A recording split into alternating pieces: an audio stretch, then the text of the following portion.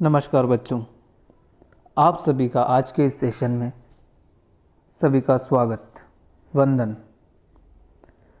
बच्चों, अपन ecology system का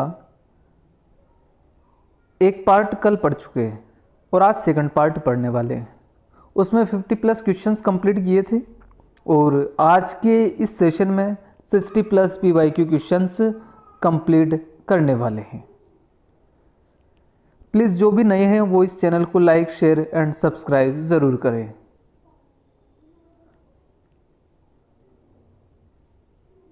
like, share and subscribe ज़रूर करें। चलो फर्स्ट क्वेश्चंस की तरफ बढ़ते हैं। आज का फर्स्ट क्वेश्चंस देखते हैं। आज का फर्स्ट क्वेश्चंस क्या है?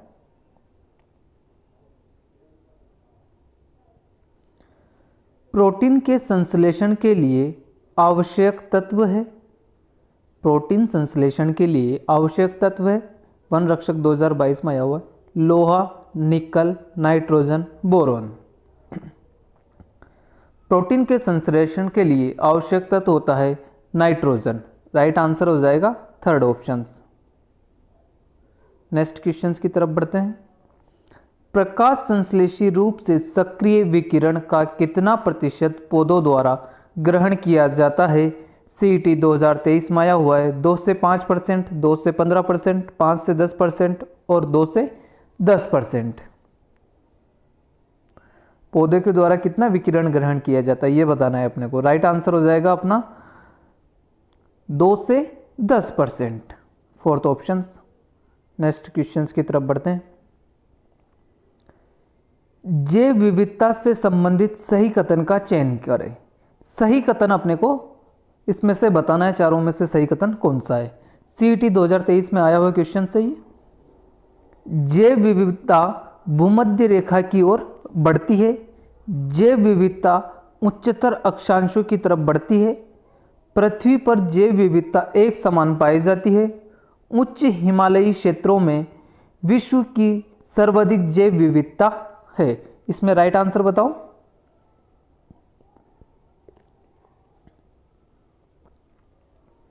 इसमें राइट आंसर हो जाएगा अपना जैव विविधता भूमध्य रेखा की ओर बढ़ती है।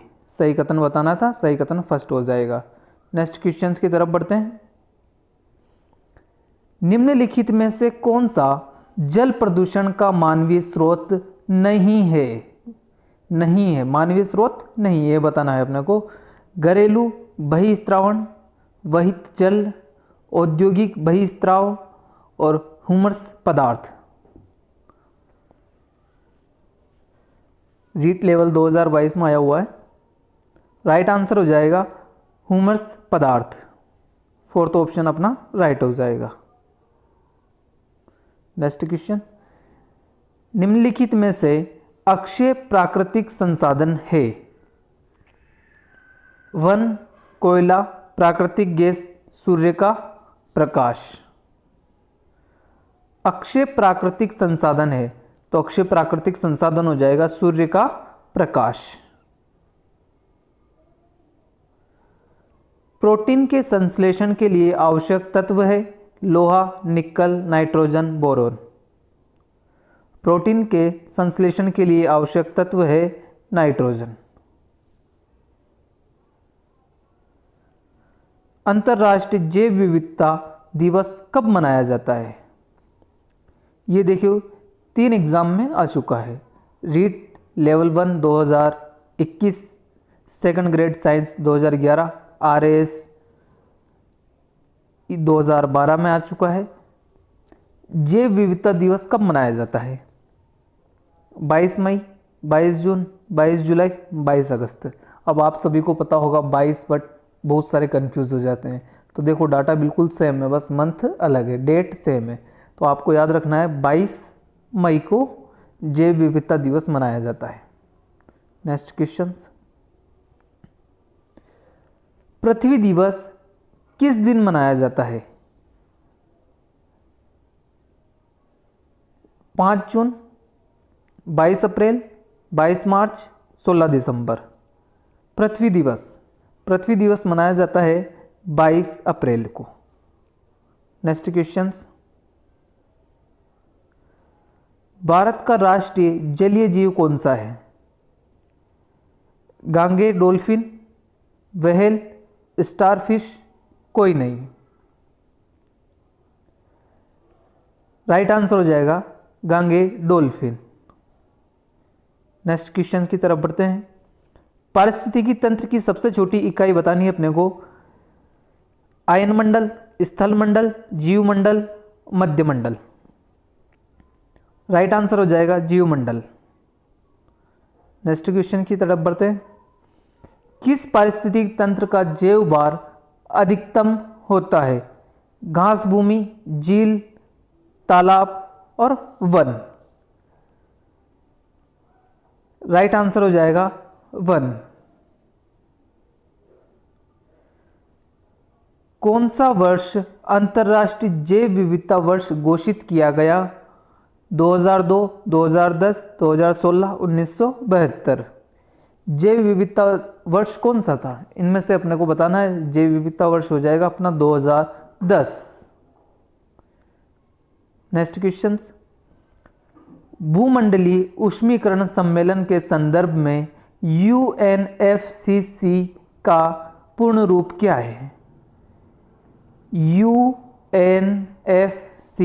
का फुल फॉर्म बतानी है अपने को। इसकी फुल फॉर्म होती, ऑप्शन में बताएं आप, United nation framework convention of climate change, United nation federation convention of climate change, United nation framework centre on climate change, United nation federation centre of climate change. बताओ right answer. UNFCCC की full form हो जाएगी United nation framework convention of climate change. First option अपना right हो जाएगा। Next question की तरफ बढ़ते हैं। गेंडा संरक्षण परियोजना का प्रारंभ किस राज्य से किया गया है? असम, पश्चिमी बंगाल, अरुणाचल प्रदेश और उड़ीसा। गेंडा संरक्षण परियोजना का प्रारंभ बताना है अपने को। ये स्टार्ट की गई असम से, असम। नेक्स्ट क्वेश्चन, निम्न में से कौन सी वस्तु जीवाणुओं से नष्ट नहीं होती है? गोबर, पौधों की पत्तियां, खाद्य पदार्थ, प्लास्टिक। नष्ट नहीं होती है, नहीं बताना है, वो हो जाएगी प्लास्टिक। विश्व के किस शहर में पृथ्वी सम्मेलन 2002 का आयोजन किया गया था? London, Rio de Janeiro, Tokyo, Johannesburg. पृथ्वी सम्मेलन 2002 का आयोजन किया गया। 2021 में पूछा हुआ है, ये से मत सोचना सर इतना पुराना कौन पूछेगा। 2021 में आया हुआ है पीएसआई में। राइट आंसर हो जाएगा जोहान्सबर्ग। ग्रीन मफलर संबंधित है वायु प्रदूषण, ध्वनि प्रदूषण, जल प्रदूषण और मृदा प्रदूषण। ग्रीन मफलर बताना है अपने को। राइट आंसर बताओ इसमें। वायु, ध्वनि, जल, मृदा। राइट आंसर हो जाएगा इसमें ध्वनि प्रदूषण। नेक्स्ट क्वेश्चन की तरफ बढ़ते हैं। 11 जनवरी 2021 को जैव विविधता के लिए वन प्लेनेट समिट आयोजित किया गया। कहां पर किया गया यह बताना है अपने को। न्यूयॉर्क, पेरिस, नई दिल्ली और टोक्यो। राइट आंसर बताओ इसे। राइट आंसर बताओ। वन प्लेनेट समिट कहां आयोजित किया गया था? 11 जनवरी 2021 को इसका आयोजन हुआ था पेरिस के अंदर।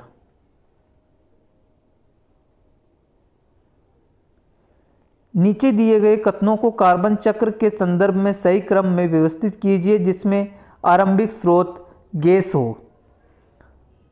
पौधों में जैव कार्बन, मृदा में अजैव कार्बन, वायुमंडल में CO2, पशुओं में जैव कार्बन और जैव पदार्थों का जीवाणु द्वारा विघटन। इसमें राइट आंसर बताओ कौन से हो जाएंगे इसमें ऑप्शंस। आप देख लीजिए, आपको सभी नजर आ जाएंगे अब। ठीक है, बताओ राइट आंसर बताओ। पौधों में जैव कार्बन, मृदा में अजैव कार्बन, वायुमंडल में CO2, पशुओं में जैव कार्बन, जैव पदार्थों का जीवाणु द्वारा विघटन। इसमें बताओ मुझे क्या हो जाएगा अपना आंसर। सही क्रम में व्यवस्थित करना है इसे, ठीक है, बताओ, जमाओ इसे सही क्रम में। सबसे पहले क्या आ जाएगा इसमें, सबसे पहला आएगा वायुमंडल में CO2। सबसे पहले क्या आएगा, वायुमंडल में CO2, फर्स्ट ऑप्शन से वायुमंडल में CO2। सेकंड आएगा पौधों में जैव कार्बन, पौधों में जैव कार्बन। फिर इसके बाद आएगा पशुओं में जैव कार्बन, क्या आएगा, पशुओं में जैव कार्बन, ये तीसरे नंबर पर आ जाएगा, ठीक है। फिर उसके बाद में जैव पदार्थों का जीवाणु द्वारा विघटन, और लास्ट में आएगा मृदा में अजैव कार्बन, ठीक है। तो अपना राइट ऑप्शन हो जाएगा इसमें थर्ड वाला, 3, 1, 4, 5, 2। नेक्स्ट क्वेश्चन, लंदन धूम कुहा किस वर्ष में देखा गया था। लंदन धूम कुहा ये एक ग्रह है जिसे कब देखा गया था। लंदन धूम कुहा किस वर्ष देखा गया था, तो ये 1750, 1952, 1972 और 2000। कब देखा गया इसे देखा गया था 1952 में। नेक्स्ट क्वेश्चन, मानस जैव मंडल आरक्षित क्षेत्र किस राज्य में स्थित है। वह है पश्चिमी बंगाल, असम, अरुणाचल प्रदेश और तमिलनाडु। मानस जैव मंडल आरक्षित क्षेत्र बताना है अपने को कहां पर है, वो हो जाएगा असम के अंदर। नेक्स्ट क्वेश्चन, भारत की प्रमुख पारिस्थितिकी समस्याओं में से एक भू निम्नीकरण से अभिप्राय है अवैधानिक एवं अनियंत्रित खनन, भूमि का तीव्र गति से अपरदन, भूमि की उत्पादकता में कमी, भूस्खलन। भू निम्नीकरण का अर्थ बताना है अपने को। इसका अर्थ हो जाता है भूमि की उत्पादकता में कमी।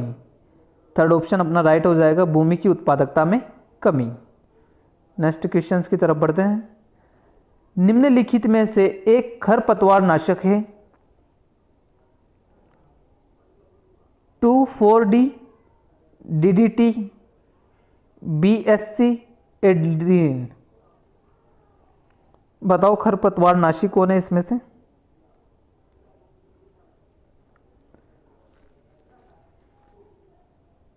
To 4D, DDT, BSC, Aldrin.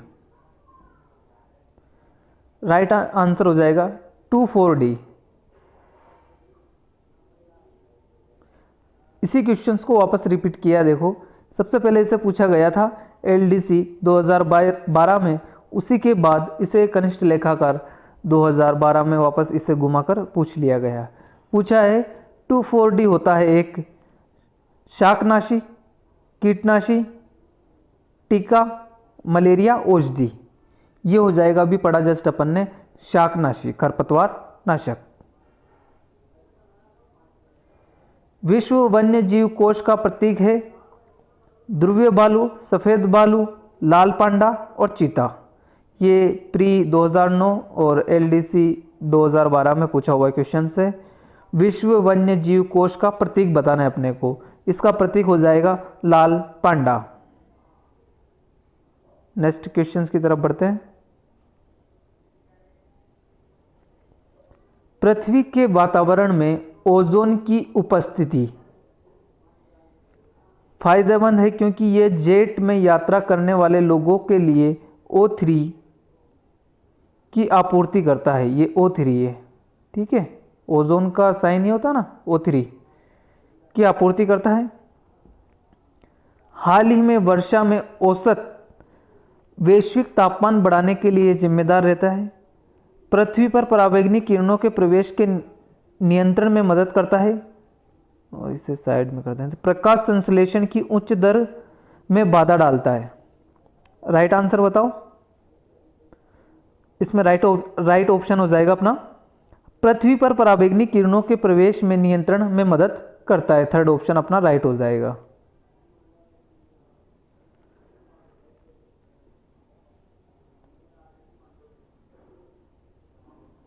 निम्न में से मेलोनोमा ये त्वचा कैंसर का कारण है? अम्लीय वर्षा, ओजोन, अवक्षय, एलर्जीज, उपयुक्त में से कोई नहीं। राइट आंसर बताओ इसमें। अपना राइट आंसर हो जाएगा ओजोन अवक्षय। सेकंड वाला ऑप्शन अपना सही हो जाएगा। नेक्स्ट क्वेश्चन की तरफ बढ़ते हैं। वायुमंडल की किस परत में 90% ओजोन पाई जाती है? शोभ मंडल, समताप मंडल, आयन मंडल, मध्य मंडल। वायुमंडल की किस परत में 90% ये ओजोन पाई जाती है? वो हो जाएगा समताप मंडल। नेक्स्ट क्वेश्चन की ओर बढ़ते हैं। ओजोन के बारे में निम्न में से कौन सा कथन सत्य है? सत्य कथन बताना है अपने को। सीईटी 2023 में आया हुआ है। ओजोन से ऑक्सीजन का निर्माण एक ऊष्माशोषी प्रक्रिया है। ओजोन एक त्रिपरमाणविक रेखीय अणु है। ओजोन में 2 द्विबंध होते हैं। ओजोन का निम्न स्तर वायुमंडल प्रदूषक है। राइट आंसर बताओ।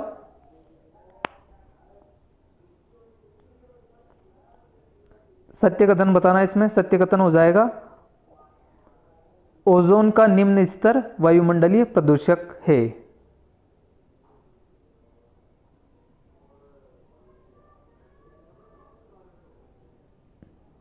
Next question.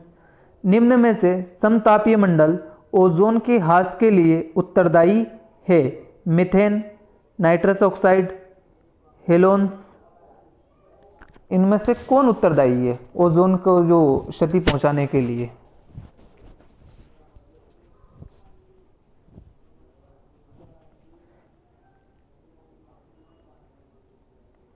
कुछ हेलोजेंस तत्व होते हैं वो भी पहुंचाते हैं। नाइट्रस ऑक्साइड भी पहुंचाती है और मीथेन भी पहुंचाते हैं। तीनों ही सही हो जाएंगे इसमें। ओजोन क्षीणता का प्रत्यक्ष प्रभाव है?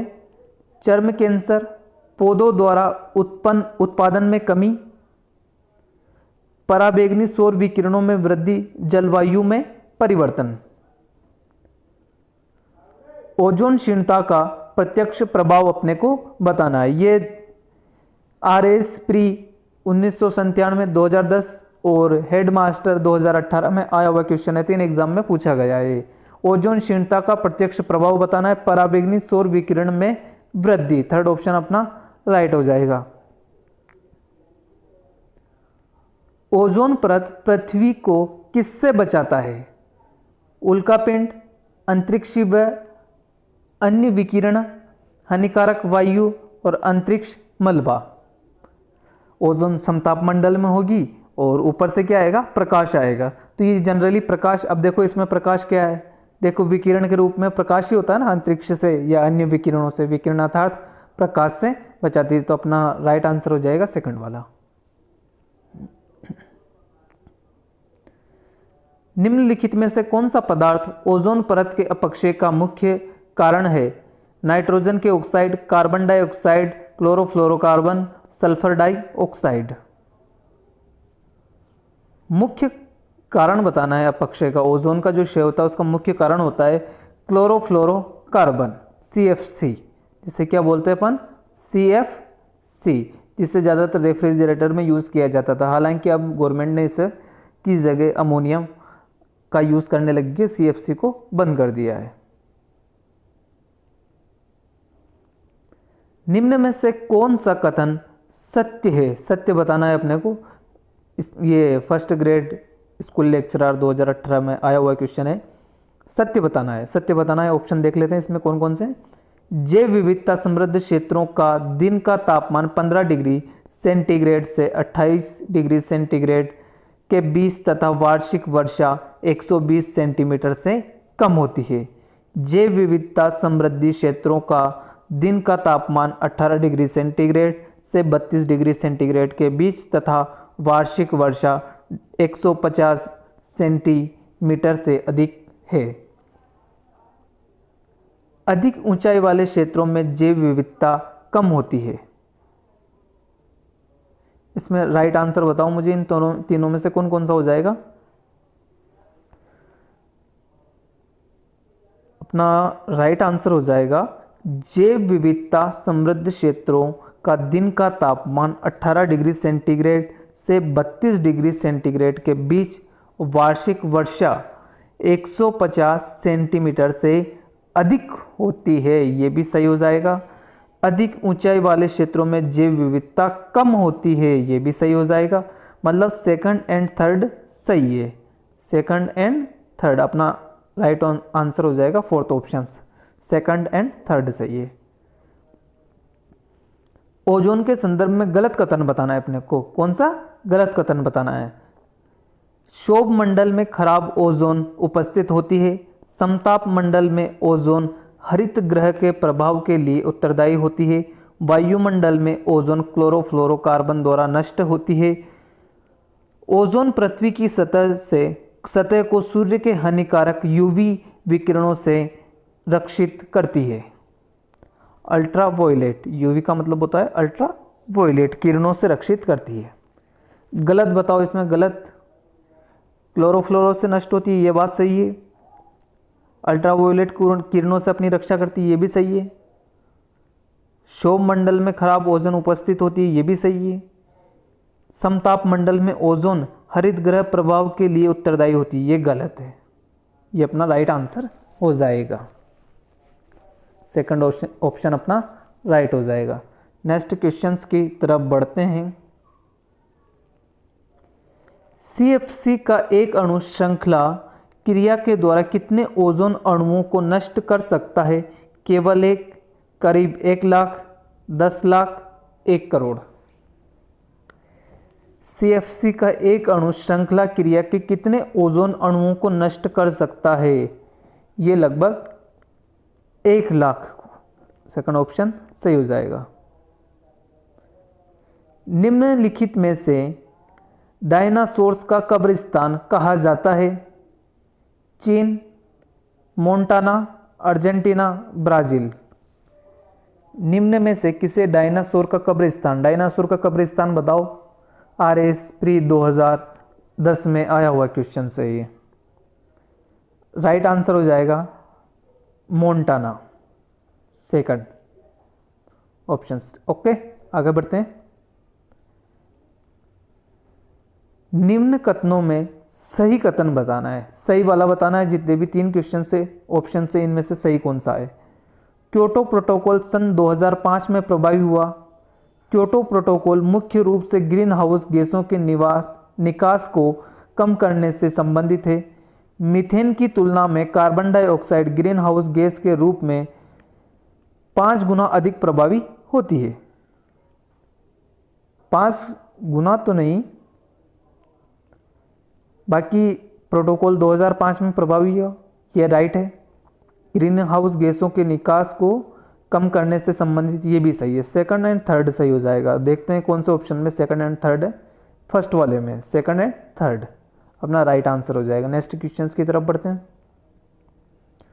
क्योटो प्रोटोकॉल जो कि एक अंतर्राष्ट्रीय समझौता है, वो किससे संबंधित है? कौन से संगठन से संबंधित है? UNFCCC से, WTO से, WHO से, UGC से। PSI 2021 में आया है क्वेश्चन। राइट आंसर हो जाएगा UNFCCC से। फर्स्ट ऑप्शन राइट हो जाएगा। नेक्स्ट क्वेश्चन की तरफ बढ़ते हैं। मानव गतिविधियों को प्रत्यक्ष एवं अप्रत्यक्ष आलंबन प्रदान करने में उत्पन्न ग्रीन हाउस गैसों की कुल मात्रा को कहते हैं? कार्बन डाइऑक्साइड सूचकांक, कार्बन पदचिह्न, कार्बन पृथक्करण, कार्बन अवशोषण। राइट आंसर बताओ इसमें। कार्बन पदचिह्न, राइट आंसर क्या हो जाएगा अपना? कार्बन पदचिह्न। यदि पृथ्वी पर पाए जाने वाली वनस्पति समाप्त हो जाए तो किस गैस की कमी होगी? CO2, नाइट्रोजन, जलवाष्प, ऑक्सीजन। सभी को पता है ऑक्सीजन, इसमें कोई विशेष कुछ नहीं है, ठीक है। कौन सा ग्लोबल वार्मिंग का प्रमुख कारण है? यूवी किरणों का O2 व N2 द्वारा पुनः विकिरण, IR किरणों का O2 व N2 द्वारा पुनः विकिरण, यूवी किरणों का CO2 और H2O द्वारा पुनः विकिरण, IR किरणों का CO2 और H2O द्वारा पुनः विकिरण। राइट आंसर बताओ इसमें। ग्लोबल वार्मिंग का प्रमुख कारण बताना है इनमें से।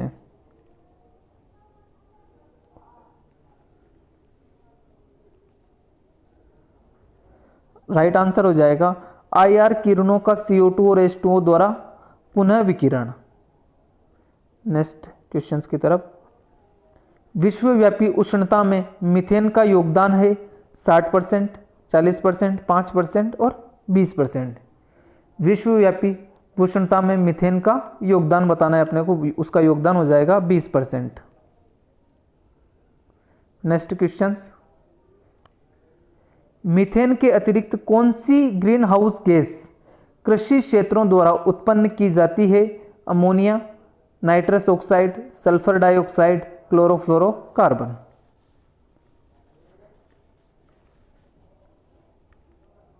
राइट आंसर हो जाएगा नाइट्रस ऑक्साइड। नेक्स्ट। निम्नलिखित में से कौन सी वायुमंडलीय गैसें हरित गृह प्रभाव हेतु उत्तरदायी है? Carbon dioxide, methane, oxygen, nitrogen.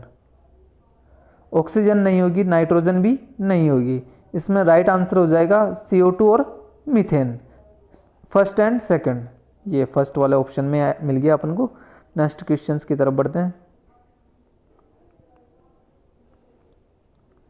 पृथ्वी का तापमान बढ़ने में उत्तरदायी गैस निम्न है: फ्रियोन 12, अमोनिया, CO2, ओजोन।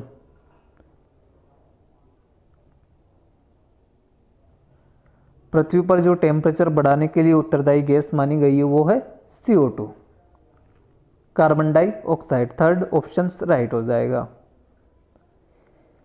निम्न गैसों में से कौन सी गैस हरित गृह प्रभाव में योगदान नहीं देती है? अर्थात ये ग्रीन हाउस गैस नहीं है, ये बताना है अपने को। अब देखो कितनी क्वेश्चंस आए हैं, देखो इसको PSI 2021 में, RAS 1993 में, नर्स 2024 में, PSI 2022 में कितनी बार पूछा गया है।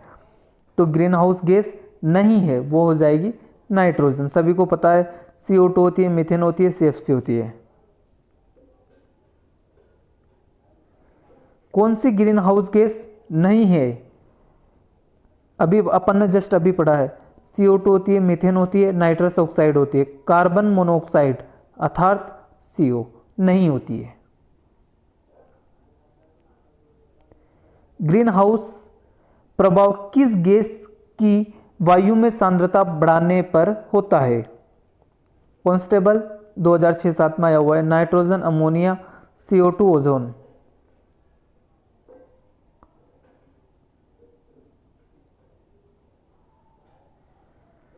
कौन सी गैस की सांद्रता बढ़ाएं तब ग्रीन हाउस गैस प्रभाव होगा? CO2 सभी को पता है, यही तो ग्रीन हाउस गैस है। इसकी सांद्रता बढ़ा देंगे तो ग्रीन हाउस गैस हो जाएगी।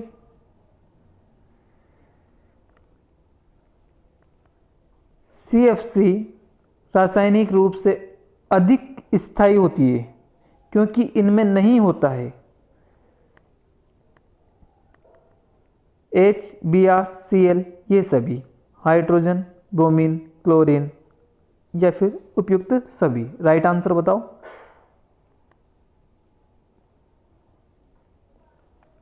नहीं होता है, नहीं बताना है, वो हो जाएगा Br, ब्रोमीन। नेक्स्ट क्वेश्चंस की तरफ बढ़ते हैं। पिछली सदी में वैश्विक औसत तापमान में कितनी वृद्धि हुई है? 1.8 डिग्री फ़ारेनहाइट। वैश्विक तापमान में वृद्धि बताना है तो वो हुई थी 1.8 Fahrenheit. Carbon dioxide, nitrous oxide, chlorofluorocarbons और मीथेन गैसों का ग्लोबल वार्मिंग के प्रति अपेक्षित योगदान सबसे ज़्यादा, इनको ज़्यादा से कम की तरफ अपने को जमाना है, अर्थात अवरोही क्रम में इनको जमाना है कि सबसे ज़्यादा योगदान किसका, फिर उससे कम, फिर उससे कम, फिर उससे कम।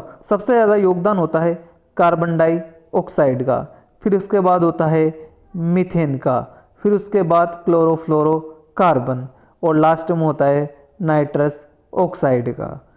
ठीक है, तो ये देखो CO2, CH4, CFC, N2, ये 2 नीचे है। ठीक है, टेक्निकल टीम ने वो डैश करके उसे ऊपर कर दिया हल्का सा। ठीक है, निम्नलिखित में से कौन सी गैस हरित गैस है? 4 ऑप्शन थे, उसमें से हरित गैस नाइट्रस ऑक्साइड हो जाएगी। CO2 भी है, मेथेन भी है, CO2 है, मेथेन है। ठीक है, निम्न में से किसके वर्षा से पानी में घुलने से वर्षा का पानी अम्लीय हो जाता है? जैसे ही बरसात होती है तो जैसे ही देखते हैं अपन 15 जून के समथिंग राजस्थान में बारिश मानी जाती है, तो जैसे ही फर्स्ट जो वर्षा होती है तो वो जो बरसात होती है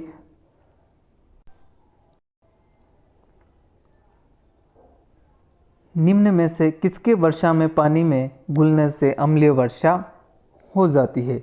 वो ये बहुत से एग्ज़ामों में, हालांकि इसमें तो 3 ही एग्ज़ाम लिखा हुआ है, रीट 2022, RS 1997, PSI 2011 में पूछा हुआ है, और भी अदरवाइज एग्ज़ाम में आया हुआ है। ये टेक्निकल टीम में 3 ही एग्ज़ाम टाइप किए हैं, कोई बात नहीं। तो अम्लीय वर्षा के लिए जो मुख्य रीज़न होता है वो सल्फर डाइऑक्साइड होता है, इसमें घुलने से अम्लीय वर्षा हो जाती है। नेक्स्ट, किसका संबंध अम्लीय वर्षा से है? तो यदि वर्षा जल की pH 5.6 से अगर कम है तो वो अम्लीय वर्षा हो जाती है। जैसे आप सभी को पता है pH स्केल में 1 से 14 डिजिट होती है। 7 नंबर पे होता है उदासीन। अगर 7 से अगर कम की तरफ चलोगे आप तो वो हो जाएगा अम्लीय, और ज़्यादा की तरफ जाओगे तो वो हो जाएगा क्षार। ठीक है, चलो नेक्स्ट बढ़ते हैं। प्रकाश रासायनिक धूम का कारण। प्रकाश रासायनिक धूम का कारण बताना है अपने को। उसका कारण है परावैंगनिक किरणों की उपस्थिति में NO तथा अगंध हाइड्रोकार्बन। परावैंगनिक किरणों की उपस्थिति में NO तथा अगंध हाइड्रोकार्बन। इसमें कुछ त्रुटि लग रही है मुझे, इसे रहने दो, काट दो, फिर मैं इसे चेक करके और नेक्स्ट वीडियो में इसे कवर कर लूँगा। ठीक है,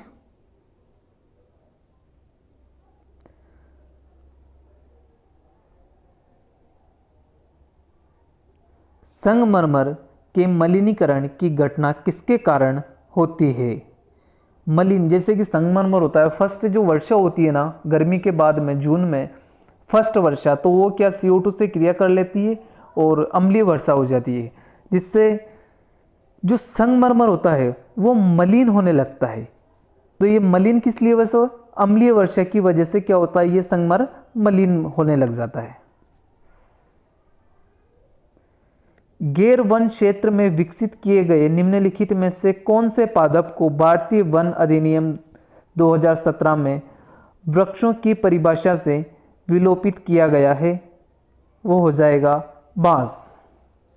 क्या हो जाएगा? बांस।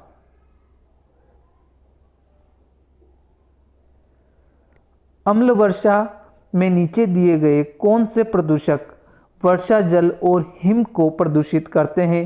RS pre 2016। Sulphur dioxide, nitrogen oxide, carbon dioxide और मीथेन। इनमें से कौन कौन से हैं जो वर्षा जल और हिम को प्रदूषित करते हैं? प्रदूषक बताओ मुझे। वो प्रदूषक हैं सल्फर डाइऑक्साइड, बिल्कुल है, सही है। नाइट्रोजन ऑक्साइड, ये भी सही है। तो फर्स्ट एंड सेकंड दोनों ही प्रदूषक है, बाकी CO2 और मीथेन नहीं है। ये है ग्रीन हाउस गैस।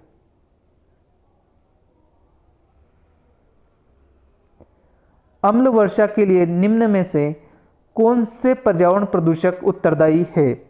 देखो हेडमास्टर 18, PSI 21, RAS 18, स्टेनोग्राफर 13 में पूछा हुआ क्वेश्चन है ये वाला। अम्ल वर्षा के लिए निम्नलिखित में से कौन से पर्यावरण प्रदूषक उत्तरदायी है? पर्यावरण प्रदूषण बताना है अपने को, कौन सा पर्यावरण प्रदूषण उत्तरदायी अम्ल वर्षा के लिए? नाइट्रस ऑक्साइड और सल्फर डाई ऑक्साइड, ये दोनों ही अम्लीय वर्षा के लिए उत्तरदायी है। चलो, तो आज अपन ने इकोलॉजी सिस्टम पूरा ही कंप्लीट कर लिया है। 2 पार्टीशन में अपन ने इसे कंप्लीट किया है। फर्स्ट पार्ट कल कंप्लीट किए थे, उसमें 50+ क्वेश्चंस थे जितने भी, और आज के इस पार्ट में अपन ने 60 से प्लस क्वेश्चंस आज इसमें अपन ने कंप्लीट किए हैं। ठीक है, तो आपसे रिक्वेस्ट है कि प्लीज़ चैनल को सब्सक्राइब ज़रूर करें, लाइक शेयर ज़रूर करें। ठीक है, मिलते हैं नेक्स्ट टॉपिक के साथ कल। तब तक के लिए आप सभी को जय हिंद।